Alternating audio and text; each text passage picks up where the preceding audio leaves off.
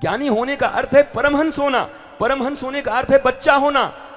भगवान श्री कृष्ण, मैंने कल बताया था ना, भगवान श्री कृष्ण जब लेकर के आए हमारी रुक्मिणी मैया को तो गेस्ट हाउस में रख दिया, तो रोने लगी। पीछे से बलराम आए, अरे बोला क्यों रो रही बहू? बोला आके बोला गेस्ट हाउस में रहो। बोला हम गेस्ट हाउस में रहने के लिए आए हैं। तो क्या बोला? बोला तुम चिट्ठी लिखी थी, गेस्ट हाउस में रख दिए, खाओ पियो आराम करो, हमको कोई मतलब नहीं है। अरे बोला बड़ा टेढ़ा है। जाके पूछा कन्हैया बचपना क्यों करता है? तो भगवान गंभीर हो गए, बोला सुनो बलराम, दाऊ इधर सुनो। बोला हाँ क्या?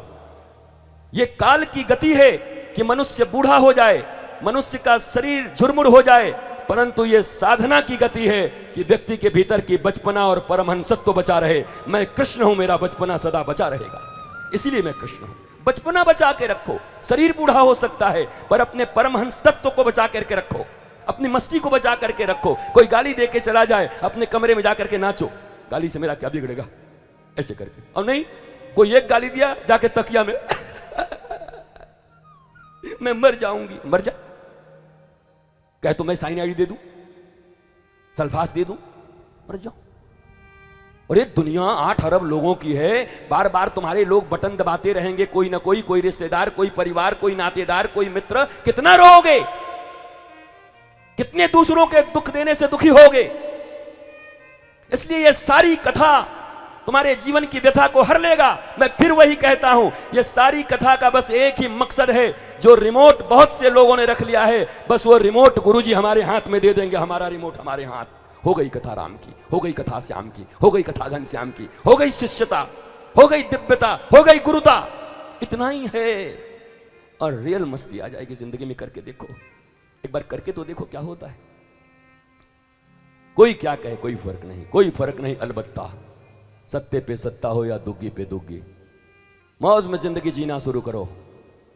हां, इतना पक्का है कि धीरे धीरे धीरे धीरे धीरे धीरे जगत से अपने आप को जगदीश की ओर शिफ्ट करो, ठाकुर जी की तरफ अपने आप को ले जाओ। सारे कर्म करते हुए भी हृदय वहां रखो। शरीर संसार में, दिल दिलदार को दे दो। दुनिया को शरीर से मतलब है, ठाकुर जी को दिल से मतलब है, तो दिल उनको दे दो। दुनिया में दिल दोगे तो फिर वही गाना पड़ेगा, अच्छा सिला दिया तूने मेरे प्यार का, यार ने ही लूट लिया घर यार का। ऐसा यार बनाए क्यों थे कि तुम्हारा घर लूट लिया? मूर्ख थे, अज्ञानी थे। तुमको इसका मतलब यह पक्का हो गया कि यार चुनने के लायक भी तुम नहीं हो। और कैसे चुन सकते हो? कोई अज्ञानी आदमी चुनेगा तो अपने जैसा अज्ञानी ही यार तो चुनेगा। शराबी शराबी को चुनता है, गजड़ी गजड़ी को चुनता है। बारात इत्यादि में जाओ, शराब न मिल रहा हो तो 4-5 शराबी ढूंढ लेंगे, भले ही मंगलाचरण बाद में होगा, विवाह बाद में, उनका बोतल पहले खुल जाएगा। कहीं ढूंढ लेते हैं, कहीं चिलम ढूंढ लेते हैं।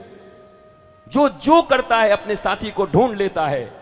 तुमने भी अपने साथी ढूंढे होंगे, मित्र ढूंढे होंगे, लेकिन सब तुम्हारे जैसे हैं, बंडल।